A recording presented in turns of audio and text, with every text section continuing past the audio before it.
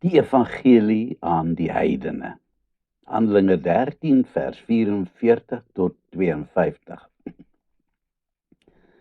Dikwels gebeur dit in 'n gemeente dat net wanneer dit vir jou lyk asof dinge mooi in plek val en alles begin mooi loop in die gemeente, dan kom daar 'n paar dwarstrekkers en versuur alles. 'n Soortgelyke ding het 'n paar jaar gelede in ons gemeente gebeur. Uiteindelik is die moeilikheidmakers op 'n streep daar weg en toe blom die gemeente.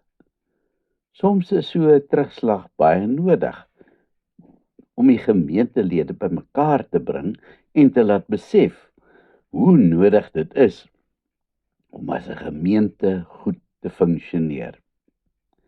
Na Paulus se eerste preek in die sinagoge in Antiochië is die mense baie opgewonde, want hulle het daai oggend gehoor en hulle het baie diep geraak met wat hulle gehoor het en die woord het versprei.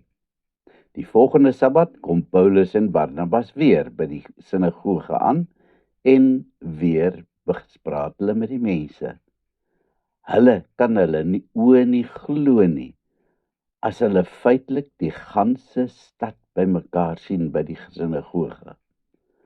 Almal het verneem van die twee manne se wonderlike boodskap en almal wil vir hulle self kom hoor waaroor dit gaan. As ons natuurlik praat van die hele stad, dan beteken dit natuurlik dat daar 'n groot aantal heidene bymekaar was. En hiervan het die Jode glad nie gehou nie. Hulle is baie jaloers op hulle godsdiens, want hulle is immers die uitverkore volk.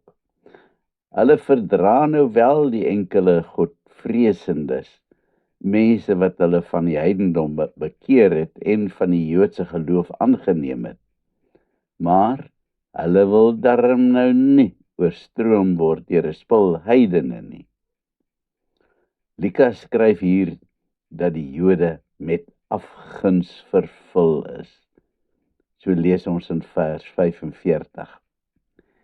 En wat doen jy as jy met afguns vervul is? Jy slinger beskuldigings en jy beledig. En dit is presies wat hierdie Jode begin doen. Paulus preek dat die bessies bewe en die heidene is baie opgewonde oor wat hulle hoor. Hierdie nuwe godsdiens wat hy verkondig is so verfrissend anders as die afgodsdiens waarin hulle vasgevang is. Om afgode te aanbid vra van jou om allerhande dinge te moet doen om die gode tevrede te stel, sodat hulle iets vir jou sal terugdoen. Jy moet duur offerandes bring sodat die gode vir jou reën of oeste of kinders sal gee. Dis nou as iemand hulle nie per ongeluk nog boonop kwaad gemaak het nie. Paulus verkondig verlossing en bevryding van al hierdie verskriklike kettinge wat jou bind. Daar's nou nie meer 'n klomp reëls wat eers nagekom moet word voordat die gode met jou gelukkig is nie. Al wat God vra is dat jy in 'n persoonlike verhouding met Jesus sal staan. Die heidene is in die wolke. Die Jode is briesend. Terwyl Paulus nog preek, begin van die Jode te skree dat hy lieg. Hulle begin links en regs beledigings te slinger en probeer om so sy preek te verongeluk. Klink dit nie baie bekend nie? Wat gebeur so dikwels in ons eie parlement? Later kan Paulus dit nie meer vat nie en hy vertel vir hierdie Jode waar Dawid die wortels gegrawe het. Inderdaad het hy heel eerste begin preek in die sinagoge waar hy geweet het dat hy hulle, die Jode, sou kry. Hy het nie by die heidene begin preek nie, maar by die Jode, want die woord moes eerste aan hulle verkondig word. Hulle is immers die uitverkore volk van God. Maar wat doen hulle daarmee? Hulle vertrap dit. Hulle verwerp die evangelie, hulle verwerp Jesus, die verlosser, die Seun van God. En dit beteken uiteraard dat hulle baie beslis nie die ewige lewe beskore is nie.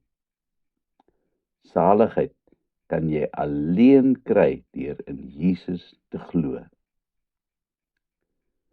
Baie jare later sou Johannes in 1 Johannes 5 vers 13 skryf dat as jy die Seun het, dan het jy die ewige lewe.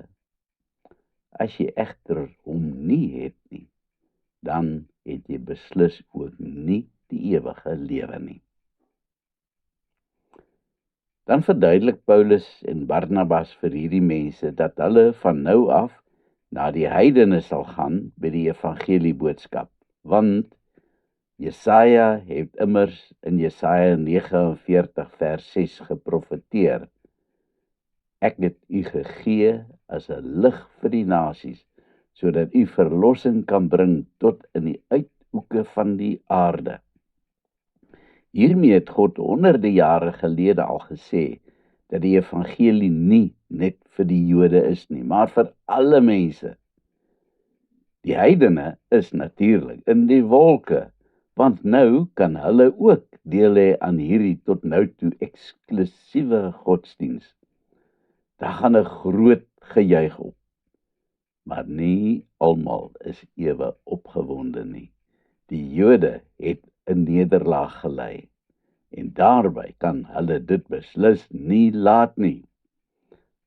Hulle gaan gesels met al die vooraanstaande manne van die stad, en hulle maak die pap baie dik aan oor hoe gevaarlik hierdie twee manne nou eintlik is, en dat hulle besig is om 'n vals godsdienst te verkondig. En so sweep hulle almal op wat iewers Joodse bande het, selfs die vrouens. Die uiteinde van die saak is dat 'n woedende skare Jode vir Paulus en Barnabas so sleg honde uit die stad uitjaag. Wat sou jy doen as jy so weggejaag word? Ek sou beslis baie seer gemaak voel.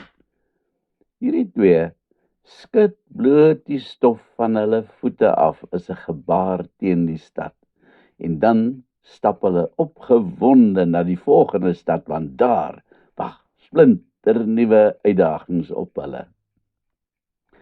En die mense van Antiochië, die Jode het nors Jode gebly.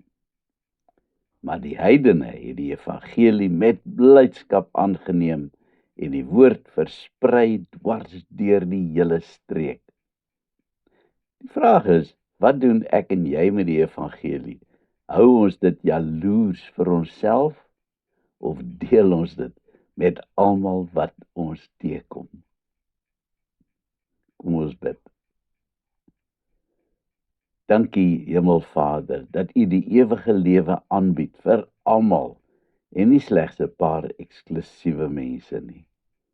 Amen.